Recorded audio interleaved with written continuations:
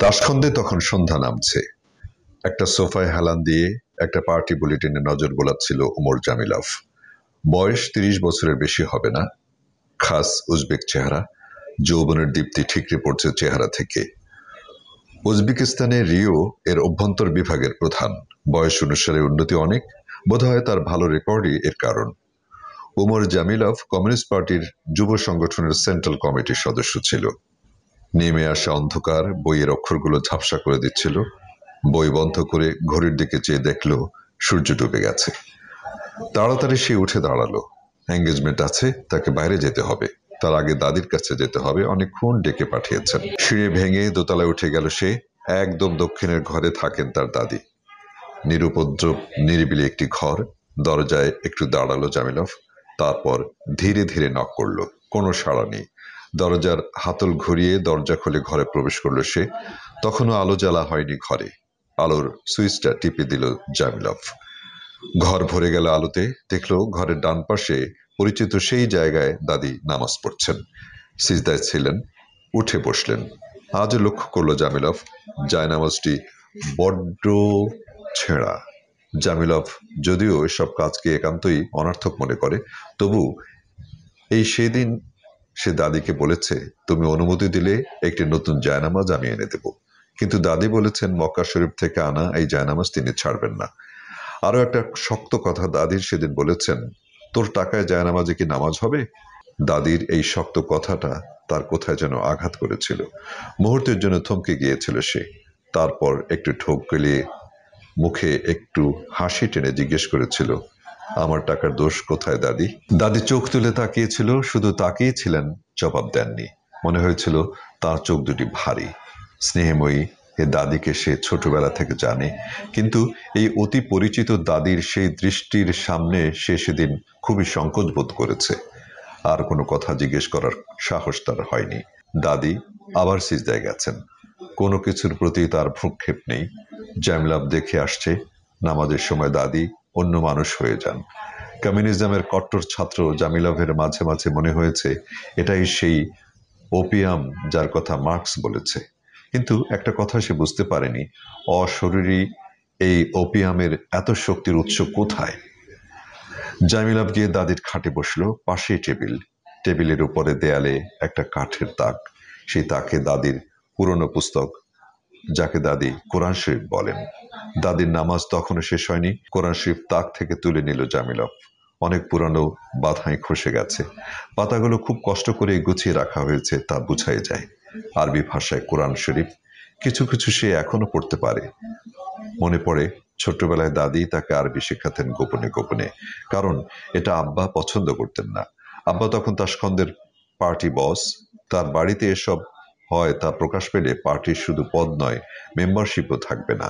দাদি তার রুমে কোরআন শরীফ লুকিয়ে রাখতেন। সুযোগ পেলে পড়তেন, আর নাতিকে সুযোগ মতো কাছে পেলেই তালিম দিতে চেষ্টা করতেন। জামিলভ সেই পুরনো অভ্যাসটা একটু ঝালাই করতে কসরত শুরু করলো।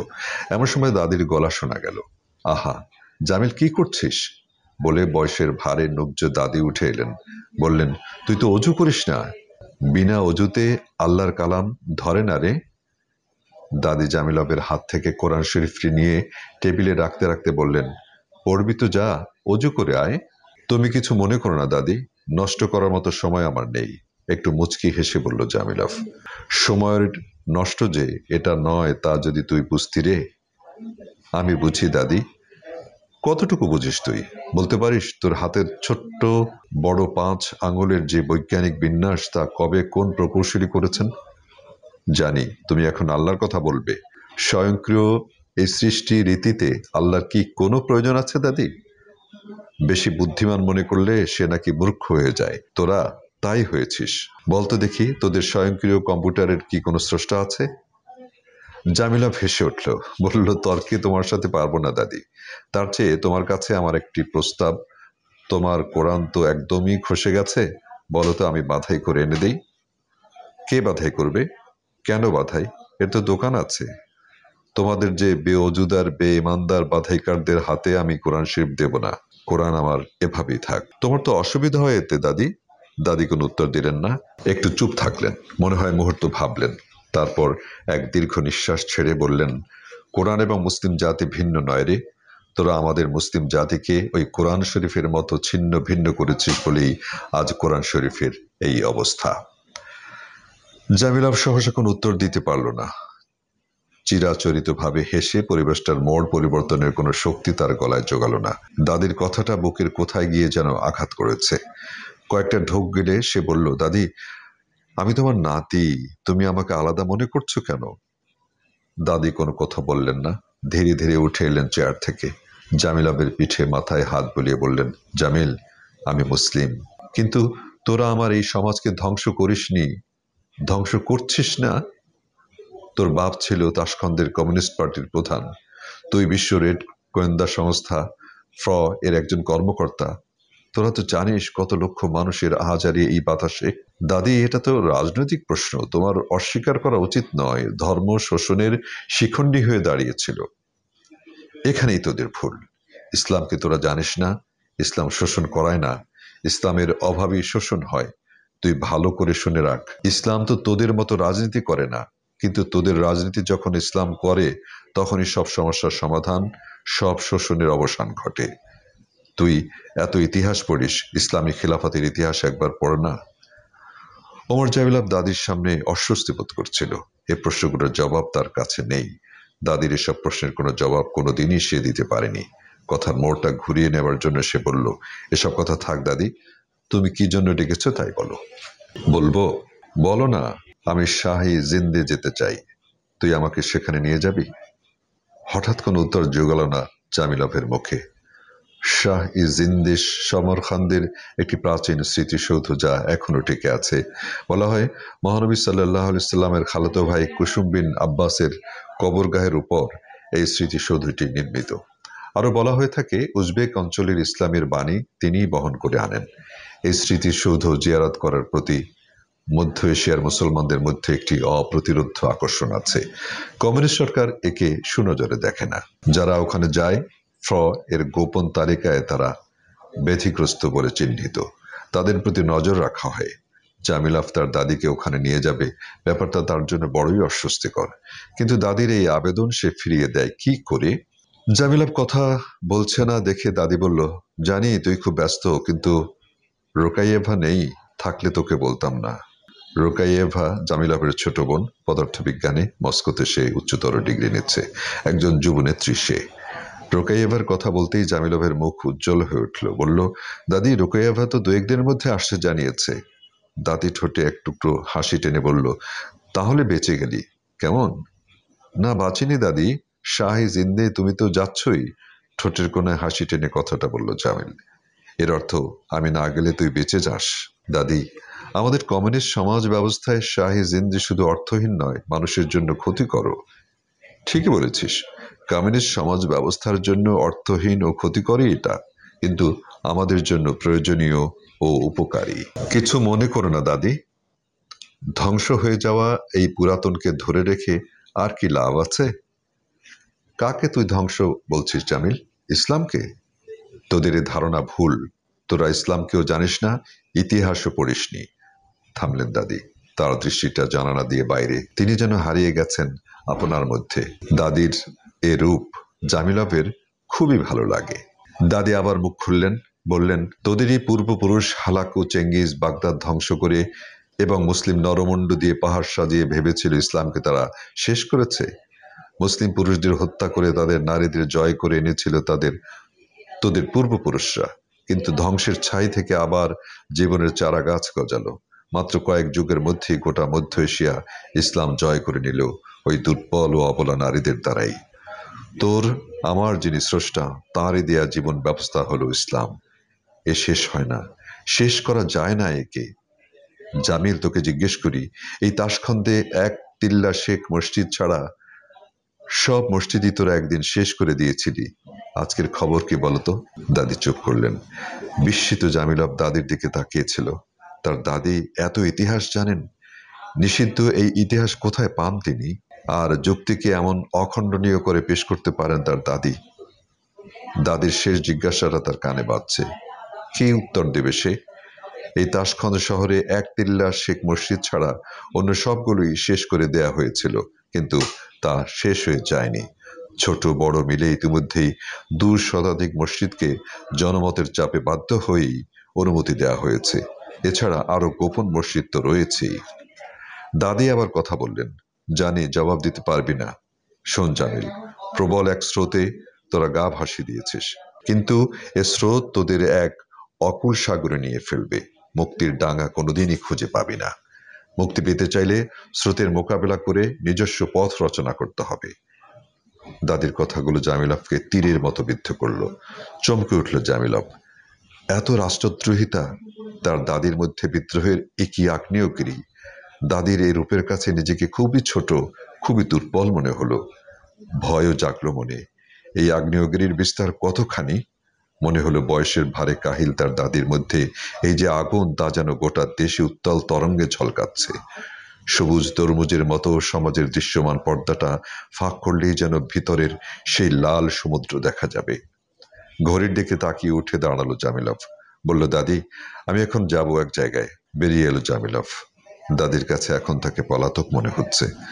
স্নেহময়ী দাদিকে সে ভালোবাসত, সম্মান করত।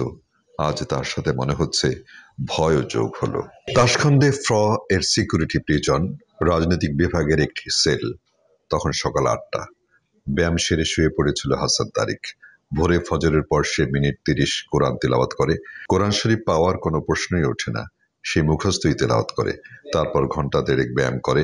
ব্যায়ামের পরে পাওয়া যায় নাস্তা। নাস্তা সেরে হাসান তারিক চলে যায় প্রিজন লাইব্রেরিতে। তাকে লাইব্রেরিতে সময় কাটাবার সুযোগ দেয়, সে কৃতজ্ঞ। অবশ্য এই সুযোগ তাকে কেন দেওয়া হয়েছে সে তা জানে। লাইব্রেরির যে বিশেষ বিভাগ সে যেতে পারে, সে বিভাগ পরিকল্পিতভাবে গড়ে তোলা হয়েছে। মার্কস, এঙ্গেলস, লেনিন এবং সমসাময়িক কমিউনিস্ট সাহিত্যের বই সেখানে পাওয়া যায়। ইতিহাসের উপর রয়েছে বিপুল বই। মানুষের ইতিহাস, দেশ ও জাতিসমূহের উপর গ্রন্থ রয়েছে সেখানে প্রচুর। আর রয়েছে পণ্য ম্যাগাজিনের স্তূপ। সবকিছুই কমিউনিস্ট নিয়মে লেখা। মানুষের মগজ ও চরিত্র ধোলাইয়ের লক্ষ্য নিয়ে লাইব্রেরি সাজানো। লাইব্রেরির পরিবেশ একেবারেই নিরিবিলি। এক পাঠকের সাথে অন্য পাঠকের দেখা যায় না বা হয় না। এই পাকা ব্যবস্থা সেখানে রয়েছে। এ পর্যন্ত লাইব্রেরিতে কারো দেখা পায়নি হাসান তারিক। শুরু থেকে লাইব্রেরিতে একজনেরই দেখা সাক্ষাৎ ও সান্নিধ্য পেয়েছে। সে হলো মিস আয়েশা আলিয়েভা। বয়স 22-23, সুন্দরী ও অত্যন্ত বুদ্ধিমতী।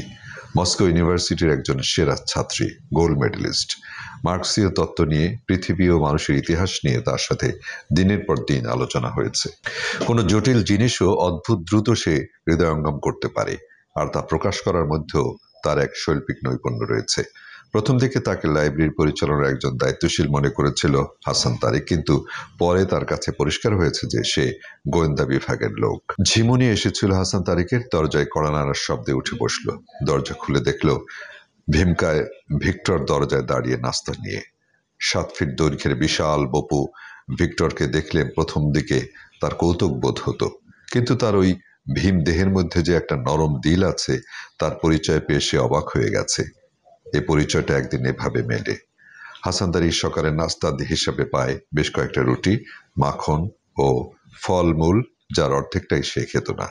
কদিন এটা দেখে একদিন সে ফিসফিস করে হাসান তারিককে বলল, স্যার, আপনি তো অর্ধেকটাও খান না। একটা অংশ কি আমি আপনার পাশের কয়েদিকে দিতে পারি? বেচারা একটা রুটি ছাড়া আর কিছু পায় না। কিন্তু এটা বেআইনি হবে না? প্রশ্ন করল হাসান তারিক।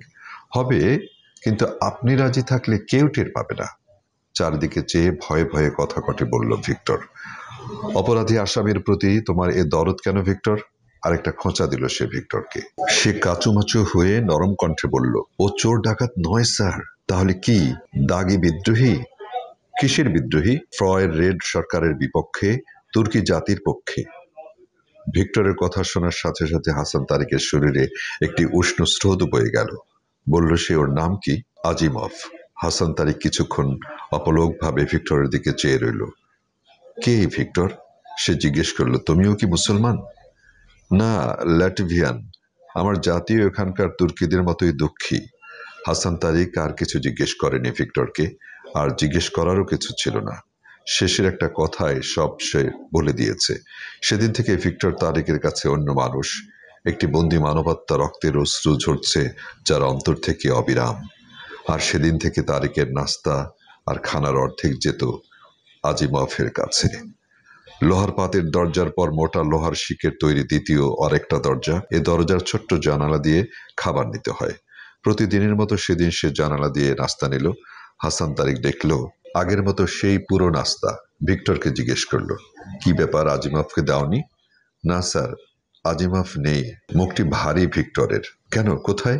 ফায়ারিং স্কোয়াডে, গত রাত 4টায়। শুনলাম সব দোষ নাকি সে স্বীকার করেছে। কথা শেষ করে একটা কাষ্ঠ হাসি হাসলো ভিক্টর। বড় একটা খোঁচা লাগলো হাসান তারিকের মনে। নাস্তা ধরা হাতটা কেঁপে উঠল। বুক থেকে উঠে আসা একটা ঢেউ যেন গলায় এসে ভেঙে পড়তে চাইল। হাসান তারিক জিজ্ঞেস করলো, চিনো তুমি আজিমভকে ভিক্টর? না, এটুকু জানি ফ্রয়ের রেড আর্মির একজন রিটায়ার্ড মেজর সে। আফগান যুদ্ধ থেকে আসার পর সে বিদ্রোহী দলে যোগ দিয়েছে। অর্ধেকটা নাস্তা ভিক্টরকে ফেরত দেবার জন্য হাত বাড়িয়ে হাসান তারিক বলল, এগুলো খাবো না, তুমি নিয়ে যাও। না খেলে থাকবে স্যার, পরে নিয়ে যাব। আগাম ফেরত নেবার আইন নেই। কাউকে দাও। মাথা নিচু করে মুহূর্ত চিন্তা করে বলল, কাল থেকে দেখব স্যার, আজ থাক। তারপর একটু থেমে বলল, দেখে দেখে বুকটা পাথর হয়ে গেছে স্যার। প্রতি মাসে 10-12টা ফায়ারিং স্কোয়াডে যায়। ওরা কারা? জিজ্ঞেস করল হাসান তারিক। চোর ডাকাতের কারাগার এটা নয়, সবাই ওরা বিদ্রোহী। কি ধরনের লোক ওরা ভিক্টর? সবাই নামি দামি, হয় আমলা, না হয় পার্টির, অথবা সেনা বা পুলিশের হোমরা চোমরা ধরনের কেউ। কৃষক ও মোল্লা বিদ্রোহীদের কোনো বিচারের প্রয়োজন হয় না, ওরা অকস্মাৎ একদিন হারিয়ে যায়। একটা হুইসেলের শব্দ পাওয়া গেল। ভিক্টর বলল, সুপার ভিজিটে বেরিয়েছে, যাই স্যার, বলে নাস্তার ট্রলি ঠেলে নিয়ে চলে গেল ভিক্টর। নাস্তা সেরে আজ তাড়াতাড়ি লাইব্রেরিতে চলে এলো হাসান তারিক। মনটা তার ভালো নেই। আজিমভের কথা বলতে পারছে না সে। লোকটিকে সে দেখেনি, কিন্তু না দেখলে কি হবে, ভাইকে তো দেখার প্রয়োজন হয় না। লাইব্রেরির গেটে পৌঁছতেই গেট সিকিউরিটি রুটিন মাফিক লাইব্রেরি কার্ড চেক করে হাসান তারিককে তার নির্দিষ্ট কক্ষে পৌঁছে দিল। একমাত্র আলিয়াফের কক্ষ ছাড়া অন্য কোনো কক্ষে যাবার অনুমতি তার নেই। নিয়ম হলো, বইয়ের ক্যাটালগ দেখে যে বই সে চাইবে সে বই তাকে এনে দেয়া হবে। আলিয়াফের কক্ষ পাশেই। কোনো বইয়ের প্রয়োজন হলে তবে সে আলিয়াফের কক্ষে যায়। তাছাড়া আলিয়াফের তার কক্ষে আসে, খোঁজ খবর নেয়, কথাবার্তা বলে। প্রথম দিকে বইয়ের কোনো খবরই তার কাছে থেকে পাওয়া যেত না, কিন্তু পরে সে কিছু কিছু করে বলতো মিন্দানাওয়ে ইসলামের অভ্যুত্থানের খবর সে তার কাছ থেকেই পায়। মনে হয়েছিল খবরটা যেন আয়েশা আলিয়েভাও খুশি হয়েছে। হাসান তারিক চট করে জিজ্ঞেস করেছিল, আপনাকে তো খুশি মনে হচ্ছে? জবাব দেয়নি আয়েশা আলিয়েভা। মুখটা তার গম্ভীর হয়ে গিয়েছিল। পরে অবশ্য সে বলেছিল, আপনি আনন্দিত হয়েছেন তাই আমার আনন্দ। তাই নাকি? আলিয়েভার চোখে চোখ রেখে জিজ্ঞেস করেছিল হাসান তারিক। কেন নয়? আয়েশা আলিয়েভাকে এতটা নিচে নামিয়ে আমি কল্পনা করতে চাই না। কয়েকটা মুহূর্ত নিষ্ফলক চোখে তাকিয়েছিল আলিয়েভা হাসান তারিকের দিকে। পরে নিজের চোখটা বন্ধ করেই শকত জেনে বলেছিল, সুপারম্যানরা সবাইকে সুপারম্যানই ভাবে, কিন্তু সেটা ঠিক নয়। কিন্তু মিস আয়েশা, নিজের যা পছন্দ অন্যের জন্য তা পছন্দ করাই ইসলামী শিক্ষা। আবারও মুহূর্ত কয়েক চুপ থাকলো আয়েশা আলিয়েভা। তারপর ধীরে ধীরে বলল, আপনার সাক্ষাৎ না পেলে একথা আমি বিশ্বাস করতাম না, কিন্তু তবু জিজ্ঞেস করি, এমন মানুষ হয়তো সম্ভব, কিন্তু এমন মানুষের সমাজ কি সম্ভব? কেন সম্ভব নয়? কেন সম্ভব নয়? কমিউনিস্ট সমাজ কি একদিন সম্ভব ছিল? হাসলো আয়েশা আলিয়েভা। হঠাৎ টেবিল থেকে উঠে দাঁড়ালো। এক্ষুনি আসছি বলে সে বেরিয়ে গেল হাসান তারিকের ঘর থেকে। মিনিট খানেক পরেই আবার ঘরে ঢুকলো। নিচু কণ্ঠে বলল, দেখে এলাম কেউ আছে কিনা। তারপর টেবিলে বসে বলল, এবার আপনার প্রশ্নের জবাব দিচ্ছি। কমিউনিস্ট সমাজ ব্যবস্থা কায়েমের জন্য মানুষ নয়, অমানুষ প্রয়োজন, যা আজকের সমাজে প্রচুর মেলে। কিন্তু আপনার সমাজ কায়েমের জন্য সুপারম্যান প্রয়োজন। আয়েশা আলিয়েভা কথা শেষ করলো। বিস্মিত দৃষ্টিতে তাকিয়ে আছে হাসান তারিক তার দিকে। একই মস্কো বিশ্ববিদ্যালয়ের গোল্ড মেডেলিস্ট সেই আয়েশা আলিয়েভা? হাসান তারিক বলল, কথাগুলো কি ঠিক ঠিক বললেন? আলিয়েভার মুখে সেই হাসি।